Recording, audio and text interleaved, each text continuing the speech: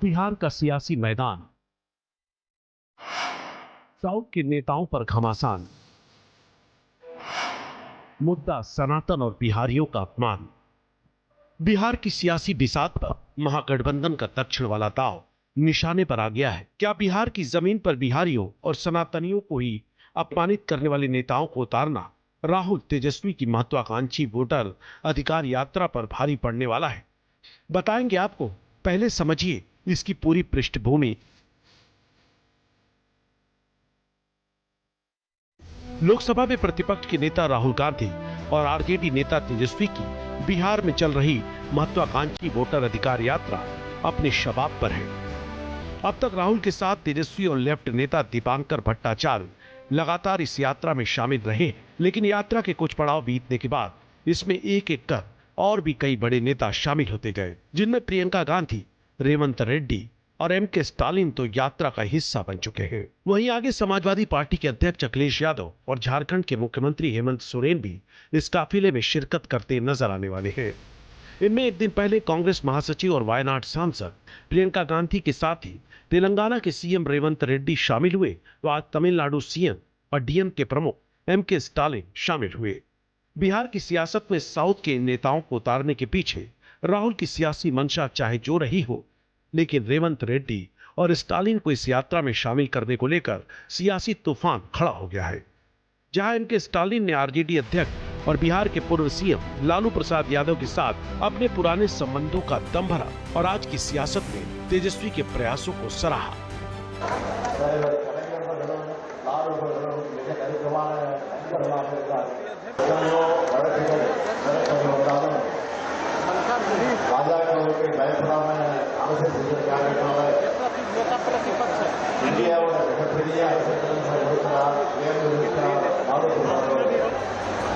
सवाल है बिहार की धरती पर दक्षिण के उन नेताओं का सियासी अवतरण यहाँ की जनता को कितना रास आएगा, जिन नेताओं ने बिहारियों के लिए घोर अपमानजनक बयान दिए, सनातन के विरोध में सीमाओं का उल्लंघन किया।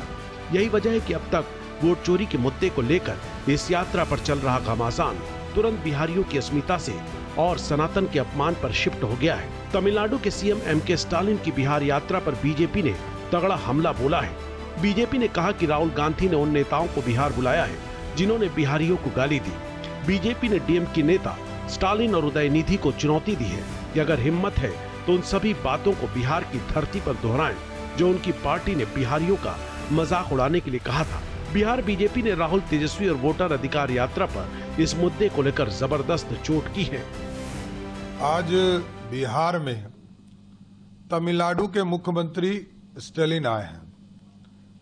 ये लोकतंत्र के लिए खतरा है और बिहार के लिए भी खतरा है कि राहुल गांधी और तेजस्वी यादव लालू परिवार को समर्थन देने आ रहे हैं और लालू प्रसाद जी ने जिस तरह इन लोगों को बुलाकर बिहार के लोगों को अपमानित करने का काम किया, जो लोग बिहारी को गाली देते हैं, बिहार में एनडीए के साथ बिहार की जनता है और लोकतंत्र के लिए जो खतरा बना है, ये दोनों युवराज, दोनों को जनता सबक सिखाएगी। सिर्फ बीजेपी ही नहीं बल्कि एनडीए की प्रमुख सहयोगी जेडीयू ने भी साउथ के उन नेताओं को बिहार बुलाने पर कांग्रेस और राहुल की मानसिकता पर सवाल उठाए, जिन नेताओं ने बिहार और बिहारियों की अस्मिता का मजाक उड़ाया था। और अभी आज देख रहे हैं कि तमिलनाडु के मुख्यमंत्री स्टालिन साहब, तेलंगाना के मुख्यमंत्री रेड्डी साहब, ये सब आ गए हैं। लज्जा शर्म सब धो दिया इन लोगों ने। वोट की राजनीति करने के लिए जो भी काम कर सकते हैं ये करेंगे। कि जब चेन्नई में बिहारियों को गाली दिया गया था तो आपने भी उस समय उनके विरुद्ध बोला था। आज आप कौन सा सफाई देना चाहते हैं जब उनसे गले में गले मिलकर घूम रहे हैं?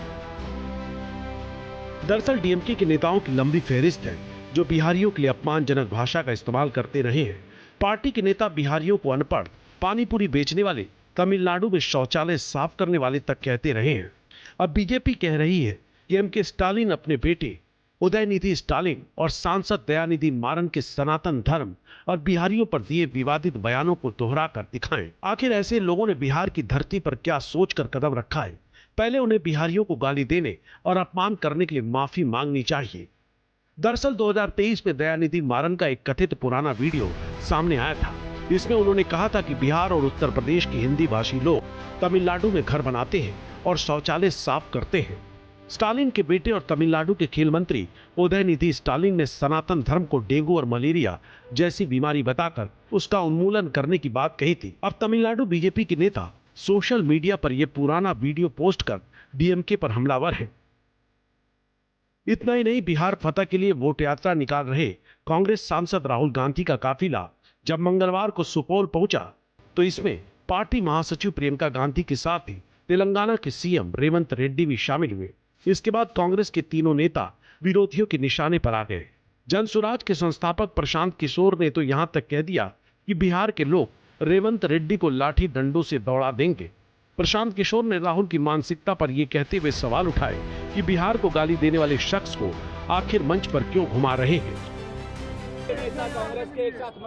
ऐसा है कि रेवंत रेड्डी को बिहार में राहुल गांधी और कांग्रेस या गठबंधन के लोग अगर प्रचार कराने लाए हैं या उनका चेहरा या उनको दिखा रहे हैं या मंच पर बैठा रहे हैं तो ये दिखाता है कि ये लोग बिहार के बारे में क्या सोचते हैं।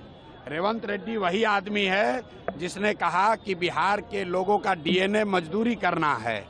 इसने बताया कि बिहार के लोगों का डीएनए तेलंगाना के लोगों के डीएनए से कम है, खराब है। ऐसे व्यक्ति को अगर कांग्रेस और गठबंधन बिहार में लाकर मंच पर बैठा रही है तो बिहार के एक एक व्यक्ति की ये जिम्मेवारी है कि इनको यहाँ से उठाकर तेलंगाना में वापस फेंका जाए, ताकि इनको याद रहे कि अगर बिहार के लोग सिर्फ मजदूरी करने के लिए पैदा हुए हैं तो फिर यहाँ बिहार में आकर वोट क्यों मांग रहे हो। दरअसल तेलंगाना के सीएम रेवंत रेड्डी ने अपने शपथ ग्रहण के तुरंत बाद विवादास्पद बयान दिया था। उन्हें की डीएनए तेलंगाना जबकि केसीआर का डीएनए बिहार का है क्योंकि उनकी जाति कुर्मी है। साथ ही कहा था कि तेलंगाना का डीएनए बिहार के डीएनए से बेहतर है। सवाल है, चुनाव बिहार में है, फिर साउथ के नेताओं को कांग्रेस ने प्रचार में क्यों शामिल किया? आखिर किस मानसिकता के तहत बिहार और बिहारियों पर विवादित बयान देने वालों के साथ राहुल ने मंच साझा किया? जानकार इसके पीछे कुछ खास वजहें गिनाते हैं। ये माना जा रहा है कि कांग्रेस कास्ट सर्वे पर तेलंगाना मॉडल को भुनाना चाहती है। तेलंगाना सरकार के प्लान से बिहार के वोटर्स को संदेश देना चाहती है, क्योंकि तेलंगाना सरकार ने पिछड़े वर्गों के लिए स्थानीय निकायों में 42% आरक्षण की योजना बना रखी है। वोट चोरी के मुद्दे पर साउथ के नेताओं का साथ मिलेगा। बिहार की चुनावी वैतरणी के साथ राष्ट्रीय स्तर पर भी लाभ होगा। साउथ के नेताओं से बिहार की जमीन पर गलबहिया कर उपराष्ट्रपति चुनाव के लिए भी साउथ का दांव खेला जा रहा है, क्योंकि एनडीए और विपक्ष दोनों के उम्मीदवार दक्षिण भारत से हैं। यही वजह है कि कास्ट सर्वे की सियासत पर जोर देने वाली कांग्रेस इसके साथ ही वोट चोरी के मुद्दे पर तमाम विपक्षी दलों को लामबंद करना चाहती है। और यही वजह है कि राहुल गांधी ने एक बार फिर मुजफ्फरपुर की धरती से बीजेपी पर वोट चोरी के गंभीर आरोप दोहराते हुए गुजरात मॉडल पर चोट किया है। ये 2014 से पहले गुजरात में शुरू हुआ और 2014 में नेशनल लेवल पे ये लोग इसको लाए। गुजरात मॉडल आर्थिक मॉडल नहीं है, गुजरात मॉडल वोट चोरी करने का मॉडल है। और इस मॉडल को ये 2014 में नेशनल लेवल पे लाए। हम कुछ बोलते नहीं थे क्योंकि सबूत नहीं था, मगर महाराष्ट्र में सबूत मिल गया। लोकसभा में हमारा गठबंधन जीतता है, 4 महीने बाद असेंबली इलेक्शन होता है, हमारे गठबंधन जमीन पर दिखता ही नहीं है। जनता का पूरा जो है आशीर्वाद समर्थन मिल रहा है और जिस हिसाब से वोट की चोरी हो रही है, जनता जागरूक है, अपने मत की रक्षा करेगी और आने वाले चुनाव में भाजपा एनडीए जो भी जोर लगाएंगी वो नाकामयाब रहेंगे। और एनडीए के लोग, एनडीए का फुल फॉर्म ही है, नहीं देंगे अधिकार। इतना ही नहीं, राहुल ने इस वोट चोरी के आरोप को अमित शाह के एक बयान से जोड़ा है, जिसमें अमित शाह ने आगे कुछ दशकों तक एनडीए की सियासी सत्ता कायम रहने की बात कही थी। राहुल ने आरोप लगाते हुए पूछा कि क्या इसका आधार यही वोट चोरी है? बीजेपी ने इस पर जोरदार पलटवार किया। कुछ समय पहले अमित शाह ने कहा कि बीजेपी 40-50 साल अब राज करेगी। याद है आपको? अब राजनीति में कल क्या होगा किसी को नहीं मालूम, मगर अमित शाह को 40 साल की राजनीति मालूम। कैसे? वोट। राहुल गांधी पूरे नकली गांधी परिवार है। हाँ, 50 साल रहेंगे, काम के बल पे रहेंगे, और आप झूठ बोलते रहिए। जनता आपको इसी तरह से सड़क के किनारे कर देगी। और जिस ढंग से बिहार को गाली देने वालों को, हिंदुओं को गाली देने वालों को, स्टालिन को और तेलंगाना के मुख्यमंत्री को जमा कर रहे हैं, या तो आप माफी मांगिए, नहीं तो इसका खामियाजा आने वाले चुनाव में भुगतना पड़ेगा। बात चाहे वोट चोरी का मुद्दा उठाने का हो या फिर दक्षिण के नेताओं को बिहार बुलाकर विवाद खड़ा करने की, दरअसल बिहार के सियासी महाभारत में राहुल गांधी ने अपने सारे घोड़े खोल दिए हैं। राहुल हर वो दांव आजमा लेना चाहते हैं जिससे हार के सिलसिले को ब्रेक कर सके, लेकिन उनके हर मुद्दे पर एनडीए हमलावर है। लोकतंत्र, जनादेश, संविधान, ये शब्द बार बार राहुल गांधी दोहराते हैं। दरअसल कांग्रेस के शब्दकोश में ये शब्द है ही नहीं है। इतिहास को इतने गहरे जख्म नेहरू गांधी परिवार ने दिए हैं और न्यायपालिका के पर कतरे गए। अब वो पार्टी कहती है वोट चोरी। स्थितियां अगर वो नहीं समझ पा रहे हैं, बिहार में वो आरोप इसलिए लगा रहे हैं कि उनको पता है कि बहुत ही फिसड्डी प्रदर्शन उनके गठबंधन का होने जा रहा है। बिहार के सियासी संग्राम में वोट चोरी के मुद्दे पर तो खूब बहस हुई। अब हिंदू और बिहारियों के अपमान का मुद्दा बहस के केंद्र में है। अब देखना है कि इस पर कांग्रेस और महागठबंधन एनडीए के जबरदस्त सियासी प्रहार से कैसे निपटता है।